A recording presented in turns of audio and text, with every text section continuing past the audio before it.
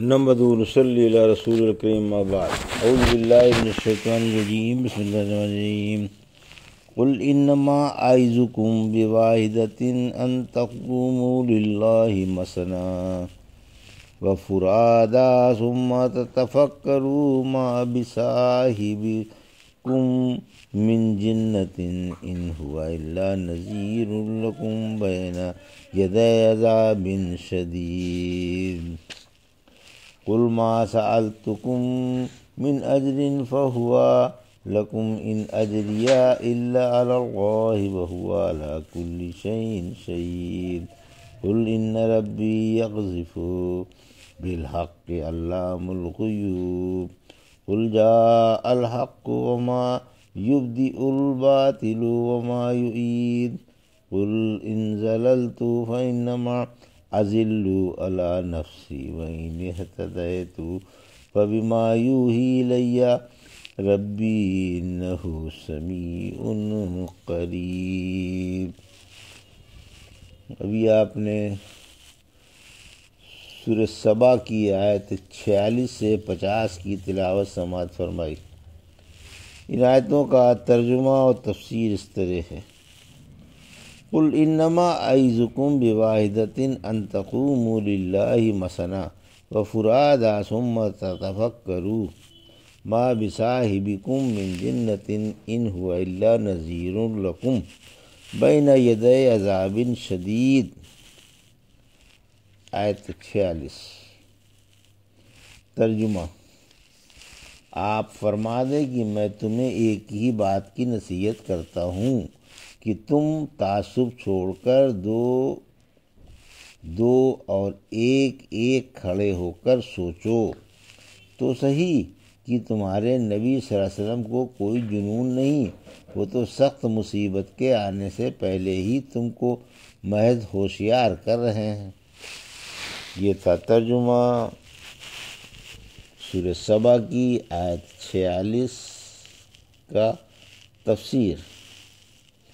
رحمت عالم صلی اللہ علیہ وسلم مجنون نہیں ہے، یعنی آپ ان کافروں سے جو آپ کو دیوانہ سمجھ رہے ہیں فرما دیجئے کہ تم میری ایک ہی بات پر عمل کر لو کہ تعصب و ضد کو چھوڑ کر خالص اللہ کے لیے کھڑے ہو کر سوچو۔ اگر دیانتداری سے مشورہ کرنے کے خوب غور کرو گے تو یہی بات ثابت ہوگی کہ اللہ کے فضل سے آپ کو جنون نہیں ہے۔ پھر فرمایا کہ آپ تو صرف آنے والے عذاب سے لوگوں کو آگاہ کر دینے والے ہیں۔ ایک دن رحمت عالم صلی اللہ علیہ وسلم صفا پر چڑھے اور یا صباحہ کا نعرہ لگایا۔ مکے کے تمام قریشی لپک کر آئے، آپ کے پاس جمع ہو گئے اور پوچھنے لگے کیا بات ہے؟ فرمایا بتاؤ، اگر میں تم کو یہ خبر دوں کہ دشمن تم پر صبح و شام میں حملہ کرنے والا ہے تو کیا تم میری بات سچی مانو گے؟ سب نے کہا کیوں نہیں، ضرور مانیں گے۔ فرمایا اچھا تو میں تمہیں آنے والے سخت عذاب سے آگاہ کر رہا ہوں۔ ابو لہب نے جل کر کہا تو غارت ہو، کیا تو نے ہمیں اسی لیے جمع کیا تھا؟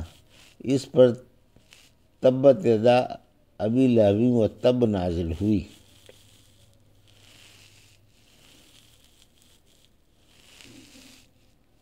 ایک دن رحمت عالم صلی اللہ علیہ وسلم نے 3 بار صحابہ کو پکار کر فرمایا لوگو میری اور اپنی مثال جانتے ہو؟ صحابہ کرام نے کہا اللہ اور اس کا رسول بہتر جانتا ہے۔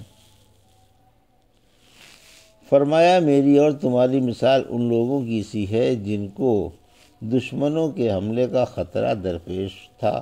انہوں نے دشمن کی خبر لانے کے لیے ایک شخص کو بھیجا، اس نے دشمن کو دیکھا اور دشمن سے انہیں آگاہ کرنے کے لیے آنا چاہا، لیکن اسے یہ اندیشہ ہوا کہ میرا آگاہ کرنے سے پہلے ہی کہیں دشمن ان پر حملہ نہ کر دے، لہٰذا وہ اپنا کپڑا ہلانے لگا، چیخ کر کہنے لگا دشمن آ پہنچا، دشمن آ پہنچا، دشمن آ پہنچا۔ میں اور قیامت اکٹھے ہی آئے، قریب تھا کہ وہ مجھ سے پہلے آ جاتی۔ یعنی آپ کے آنے میں اور قیامت میں اس قدر قرب ہے جیسے دو آدمی ایک جگہ سے دوڑے اور ایک دوسرے سے آگے نکلنے کی کوشش کرے، پھر ایک شخص پہلے آ جائے، ظاہر ہے وہ دوسرا شخص بھی اس کے بعد بہت جلد ہی آ جائے گا۔ قُلْ مَا سَأَلْتُكُم مِّنْ أَجْرٍ فَهُوَ لَكُمْ إِنْ أَجْرِيَ إِلَّا عَلَى اللَّهِ وَهُوَ عَلَى كُلِّ شَيْءٍ شَهِيدٌ۔ آیت 47۔ قُلْ إِنَّ رَبِّي يَقْذِفُ بِالْحَقِّ عَلَّامُ الْغُیُوبِ۔ آیت 48۔ قُلْ جَاءَ الْحَقُّ وَمَا يُبْدِئُ الْبَاطِلَ وَمَا يُعِيدُ آیت 49۔ قُلْ إِنْ زَلَلْتُ فَإِنَّمَا أَزِلُّ عَلَى نَفْسِي وَإِنِ اهْتَدَيْتُ فَبِمَا يُوحِي إِلَيَّ رَبِّي إِنَّهُ سَمِيعٌ قَرِیب۔ آیت 50۔ ترجمہ: آپ فرما دیں میں تم سے جو حوصلہ مانگوں میں نے وہ تمہیں کو دے دیا، میرا صلہ ہی اللہ کے ذمے ہے اور وہ ہر چیز پر گواہ ہے۔ فرما دیں کہ میرا رب سچی وحی اتارتا ہے،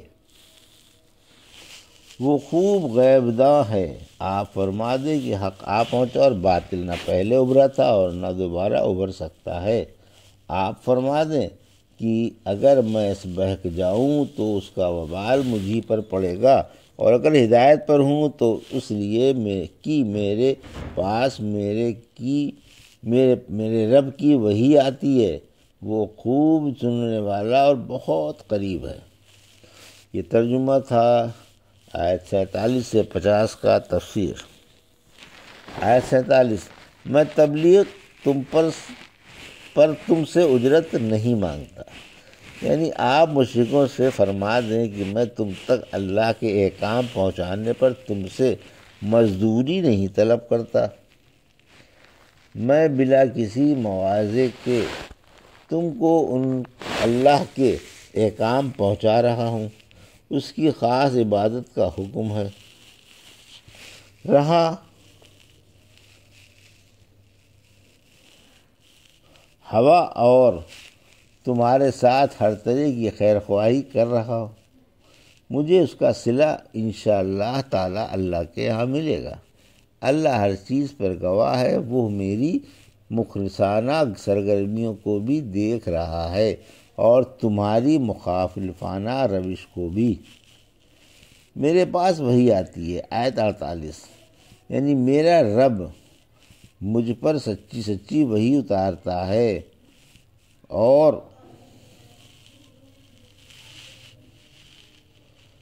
وہ علام الغیوب ہے۔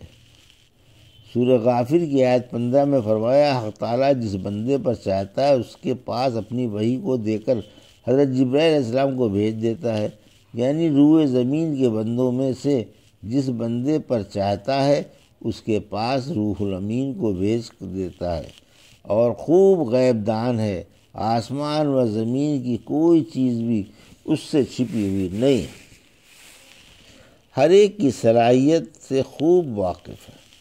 آیت 49۔ اللہ کے پاس سے شریعت عظمہ آ گئی، یعنی اللہ کے پاس سے حق اور شرارت، بدبختی اور باطل مٹ گیا، شریعت آ پہنچی اور باطل مٹ گیا۔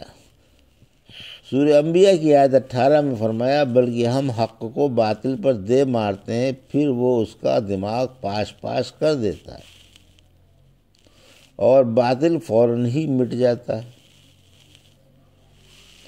یہی وجہ ہے کہ جب رحمت عالم صلی اللہ علیہ وسلم فتح مکہ کے دن بیت اللہ میں داخل ہوئے اور بت اس کے چاروں طرف گڑے ہوئے پائے تو آپ انہیں اپنی کمان سے گراتے جاتے تھے اور قل جاء الحق وزهق الباطل سورہ اسرا کی آیت 81 پڑھتے جاتے تھے۔ مطلب یہ ہے کہ اب باطل کو عروج و فروغ نہیں رہا، اس کی ریاست ختم ہوئی اور اس کا بول دب گیا۔ آیت 50، صریح حق وحی سے معلوم ہوتا ہے، یعنی خیر سرتاپا اللہ کی طرف سے ہے اور انہی باتوں میں ہے جو اللہ نے اپنے رسولوں پر اتاری ہے۔ صریح حق وحی کے ذریعے معلوم ہوتا ہے، بہک جانے والا حق بات لے کر نہیں بہکتا بلکہ اپنے دل کی خواہش پر عمل کر کے بہکتا ہے۔ ابن مسعود رضی اللہ عنہ جب مفروضہ کا مسئلہ پوچھا گیا تو فرمایا، میں اس میں اپنی رائے سے فتویٰ دیتا ہوں، اگر صحیح ہو تو اللہ کی طرف سے ہے اور اگر غلط ہو تو میری اور شیطان کی طرف سے ہے، اور اللہ اور اس کے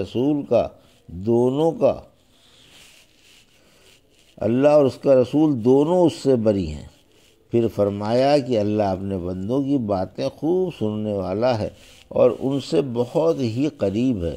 جب دعا کرنے والا اس سے دعا کرتا ہے تو وہ اس کی دعا قبول فرماتا ہے۔ رحمت عالم صلی اللہ علیہ وسلم نے فرمایا، کسی بہرے سے اور کسی غیر موجود سے دعائیں نہیں مانگ رہے ہو تم تو اسی سے دعائیں مانگ رہے ہو جو خوب سننے والا، بہت قریب اور دعائیں قبول کرنے والا ہے۔